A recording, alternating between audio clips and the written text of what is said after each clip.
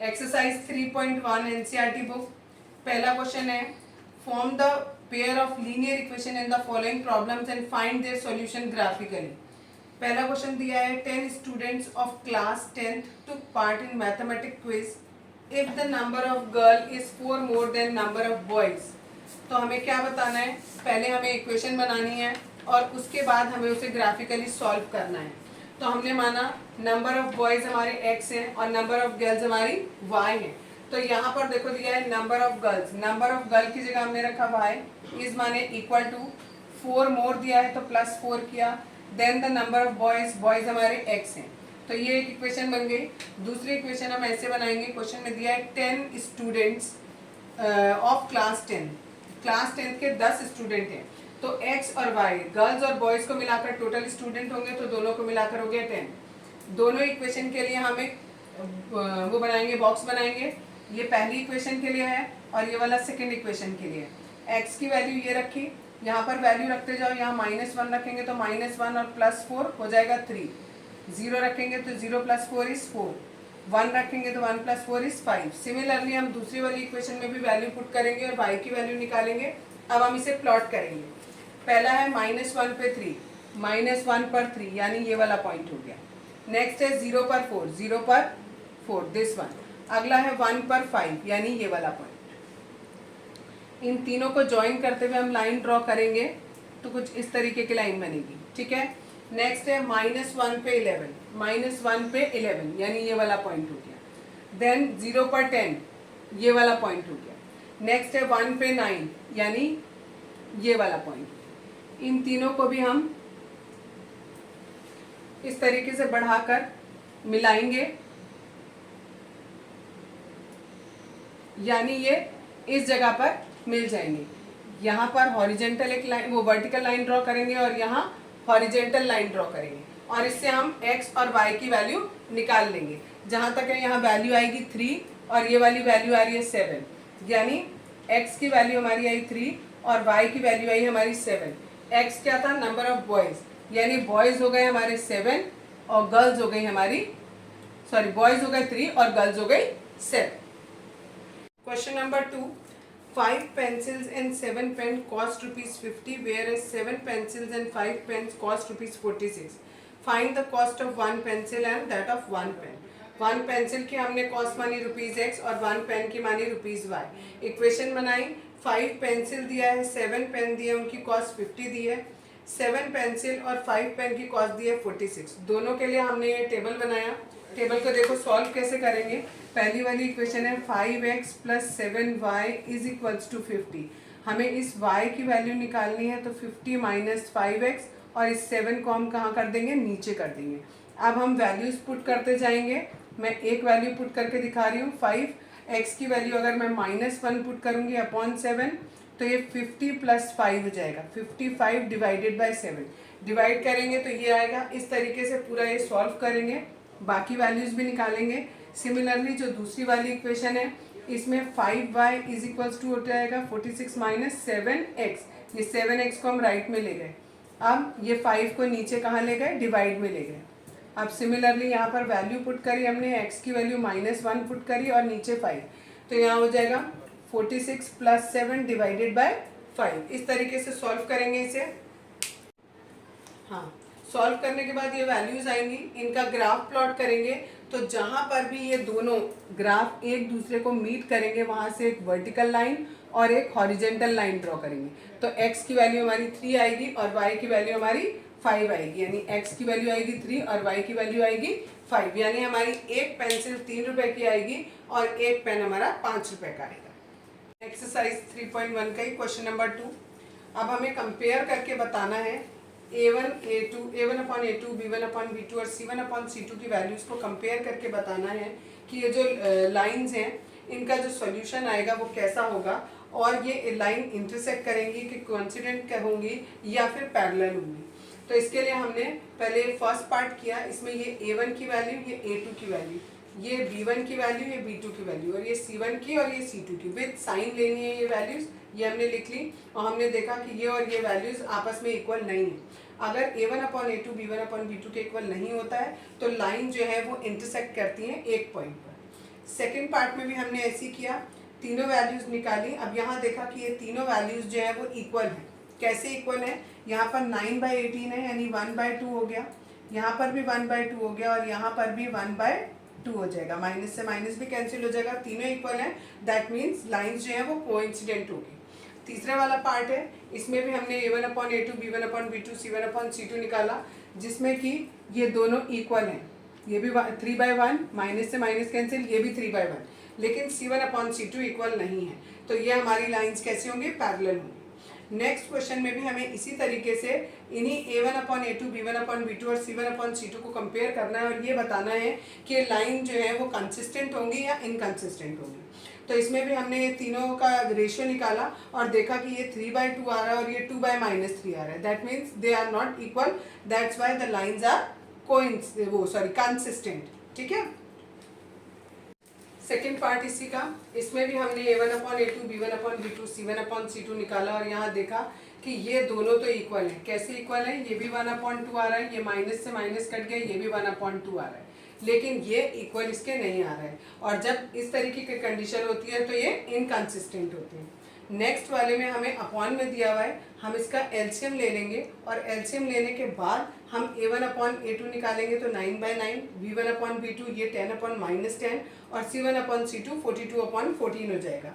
इसमें ये a1/a2 b1/b2 के इक्वल नहीं है, इसलिए कंसिस्टेंट होंगे। नेक्स्ट है फोर्थ पार्ट, इसमें भी हमने a1/a2 b1/b2 और c1/c2 निकाला और ये सब आपस में बराबर हैं। कैसे, ये 1/-2 आएगा, ये भी 1/2 आएगा, ये माइनस इसमें भी लगा है और ये भी 1/2 माइनस का आएगा, तीनों इक्वल है। तो that means answer is consistent. Next फिर से आपने लिया a1/a2 निकालना है। अब मैंने इस बार इसमें एलसीएम नहीं लिया, बिना एलसीएम के भी हम कर सकते हैं। ये हमारा पूरा a1 हो गया और ये नीचे वाला a2 हो गया। इसको सॉल्व करेंगे तो ये 3 कहाँ आएगा, नीचे आएगा। 2 से 4 कैंसिल होगा, ये भी 2/3 आ गया।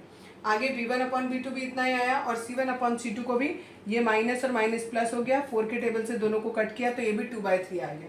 तीनों इक्वल है तो इसलिए ये भी कैसा होगा, कंसिस्टेंट होगा।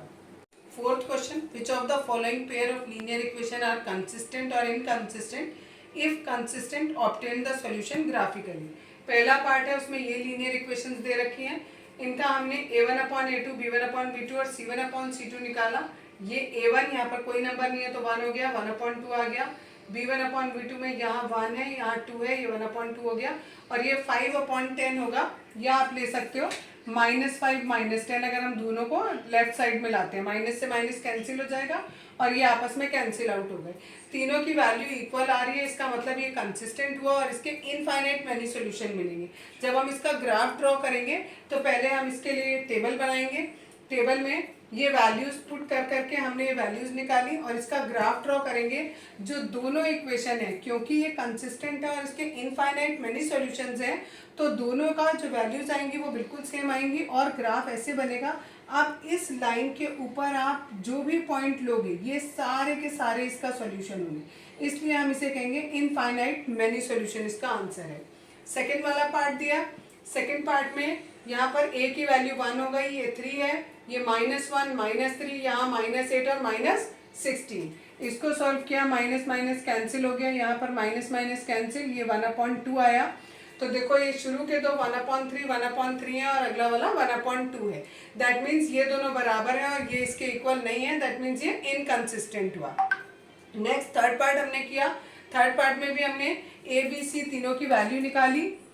ठीक है, ये हमारा a1, ये a2, b1 की वैल्यू 1 हो गई, b2 की वैल्यु -2, c1 की वैल्यू -4 और c2 की -4। ये वैल्यूज पुट करी, इसको सॉल्व करेंगे तो हम देखेंगे कि हमारे ये दोनों ही इक्वल नहीं आ रहे। जब a1/a2 b1/b2 के इक्वल नहीं होता है तो उन्हें कंसिस्टेंट बोलते हैं। कंसिस्टेंट है तो हमने पहले वाले के लिए टेबल बनाया, सिमिलरली हमने दूसरे वाले के लिए टेबल बनाया और दोनों के लिए जब टेबल बन गया तो हमने उसको ग्राफ पे प्लॉट किया। दोनों ग्राफ एक दूसरे को इस जगह पर काटेंगे, यहाँ से एक वर्टिकल और एक हॉरिजेंटल लाइन बनाएंगे और जो भी यहाँ वैल्यूज आएंगी वो इसके सॉल्यूशन होंगे। फोर्थ पार्ट है, इसमें ये इक्वेशंस दिए हैं, इसमें भी a1/a2 निकाला, ये 2 और 4 ये हमारा a1a2, ये b1 b2 और ये वाला c1 c2। अब इनमें हमने देखा ये दोनों शुरू के तो इक्वल है। कैसे इक्वल है, ये माइनस और माइनस कैंसिल हो जाएगा, ये भी 2/4 ये भी 2/4, तो ये इक्वल है, लेकिन ये इक्वल नहीं है। तो ये हमारा इनकंसिस्टेंट हो जाएगा। नेक्स्ट है क्वेश्चन नंबर 5। क्वेश्चन नंबर 5 में हमें बोला है half the perimeter of a rectangular garden whose length is 4 meter more than its width is 36 meter. Find the dimensions of the garden. हमने माना width हमारी x है, लेंथ को उन्होंने बोला है 4 more than width, तो 4 हमने ज़्यादा कर दी। अब शुरू में स्टार्टिंग में देखो लाइन में दिया हुआ है half the perimeter. Half the perimeter, perimeter का फॉर्मूला होता है 2 ब्रैकेट में l प्लस बी। हाफ बोला है तो हमने उसका क्या कर दिया, आधा कर दिया, डिवाइड बाई 2 कर दिया।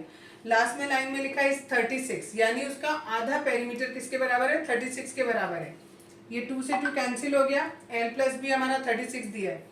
l की जगह हम रखेंगे ये x प्लस 4 और b की जगह रखेंगे हम ये x, ठीक है।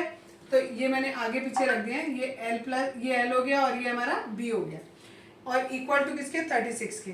दोनों को सॉल्व करेंगे, यहाँ पर x और x 2x हो गया, इस 4 को उधर लेके जाएंगे, 36 में से 4 माइनस हुआ 32, x की वैल्यू आ गई 16। जब x हमारा 16 आ गया दैट मीन्स विड्थ हमारी 16 हो गई, 16 में 4 ऐड कर दिया तो हमारी लेंथ आ गई, ठीक है।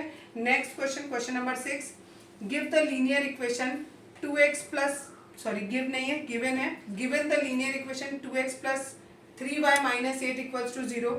Write another linear equation in two variables such that the geometrical representation of the pair so formed is. आपको क्या दिया है, एक इक्वेशन आपको गिवन कर दी, अब आपको दूसरी इक्वेशन फाइंड आउट करनी है। देखो एक इक्वेशन हमें ये दे दी, अब हमें दूसरी इक्वेशन निकालनी है, इसमें x होगा, y होगा और एक कोई कांस्टेंट टर्म होगा, इतना तो हमें पता है। यहाँ पर क्या कोफिशिएंट लगाने हैं वो देखो। पहले पार्ट में उन्होंने कहा है इंटरसेक्टिंग लाइन हो। इंटरसेक्टिंग लाइन कब होती है, जब ये वाली कंडीशन होती है, यानी a1/a2 का रेशियो b1/b2 के रेशियो के बराबर नहीं होना चाहिए। तो आपको यहाँ पर ऐसे नंबर लेने हैं, सपोज हमने यहाँ 4 लिया तो इन दोनों का रेशियो आ रहा है 1/2, तो यहाँ पर हमारा सॉल्व करके 1/2 नहीं आना चाहिए, बाकी कोई भी नंबर ले सकते हो, ठीक है। 3 में ये 2/4 था, इसको सॉल्व करके 1/2 आ रहा था। अगर मैं यहाँ 6 रख दूंगी तब तो मेरा ये 1/2 आ जाएगा, फिर तो ये दोनों इक्वल हो जाएंगे, यानी मैं यहाँ पर 6 नहीं रख सकती, बाकी कोई भी और नंबर रख सकती हूँ। क्लियर, बाकी कोई भी और नंबर रख सकती हूँ। क्यों, फिर से देख लो एक बार, a1/a2 बराबर नहीं चाहिए मुझे b1/b2 के। a1 मेरा 2 है, a2 मैंने 4 माना है, ये अपने मन से मानना है, ज़रूरी नहीं है 4 मानो, आप 2 भी ले सकते हो, 8 भी लिख सकते हो, 5 भी लिख सकते हो, कुछ भी लिख सकते हो, लेकिन जो भी ये रेशियो आ रहा है इसके बराबर नहीं आना चाहिए मेरा b1/b2 का रेशियो। b1 मेरे पास 3 है, अब b2 क्या नहीं होना चाहिए। अगर मैं यहाँ 6 लिख दूँ तो देखो ये भी 1/2 हो गया और ये भी 1/2 हो गया, तब तो ये इक्वल हो गए। तो यानी मुझे 6 नहीं रखना है, 6 के अलावा मैं कोई भी नंबर रख सकती हूँ। तो यहाँ पर मैंने 9 रख दिया, ठीक है। और c से मुझे फर्क ही नहीं पड़ता, बिकॉज a1/a2 मेरा b1/b2 के बराबर नहीं होना चाहिए। c से हमें कोई फर्क नहीं पड़ता, तो c में आप कोई भी नंबर लिख सकते हो, प्लस के साथ, माइनस के साथ, वॉटएवर, ठीक है। सेकंड पार्ट देखो, सेकंड पार्ट में हमने क्या किया, सेकंड पार्ट में उन्होंने बोला पैरेलल लाइन हो। पैरेलल लाइन कब होती है, जब a1/a2 बराबर होता है b1/b2 के, लेकिन c1/c2 इक्वल नहीं होना चाहिए। तो अब मैंने ऐसा नंबर रखा, देखो इतना किया तो देखो a1/a2 बराबर आ रहा है b1/b2 के, ये भी 1/2 आ रहा है, ये भी 1/2 आ रहा है, लेकिन ये मेरा इक्वल नहीं होना चाहिए। ये कब इक्वल होगा, जब मैं इसका जस्ट डबल लिखूंगी। अगर मैं 8 का डबल यहाँ 16 लिख देती हूँ, ठीक है, तब तो c1/c2 भी कितना आ गया, 1/2 के बराबर आ गया। यानी यहाँ पर मुझे 16 नहीं लिखना, कोई भी नंबर लिख सकती हूँ, प्लस का 9 लिखूँ, माइनस का 9 लिखूँ, कुछ भी लिख सकती हूँ, ठीक है। थर्ड पार्ट देखो, थर्ड पार्ट में हमें बोला है कोइंसिडेंट लाइन हो। कोइंसिडेंट लाइन के लिए ये होता है कि तीनों रेशियो बराबर हो, तो तीनों रेशियो बराबर हो तो यहाँ हमने क्या कर दिया, सबका डबल कर दिया। क्लियर, तो इसको देखो, ये भी रेशियो 2/4, ये भी 3/6 और ये -8/-16, सबको सॉल्व करो, 1/2 1/2 1/2, तीनों इक्वल हो गए, ठीक है। अब देखो क्वेश्चन नंबर 7 वाला है, दिस इज क्वेश्चन नंबर 7 में हमें दिया है कि ये 2 लाइन आपको दिए हैं, इन दोनों लाइन का हमें क्या बनाना है, ग्राफ बनाना है। तो पहले हमने टेबल बनाया है इनका, जैसे पीछे क्वेश्चंस में करते आए हैं। अब इन दोनों का हमें ग्राफ ड्रॉ करना है। ग्राफ ड्रॉ करने के बाद हमें ये बताना है कि ये जो ट्राइंगल फॉर्म हो रहा है ये वाला, इन तीनों के कोऑर्डिनेट्स बताने।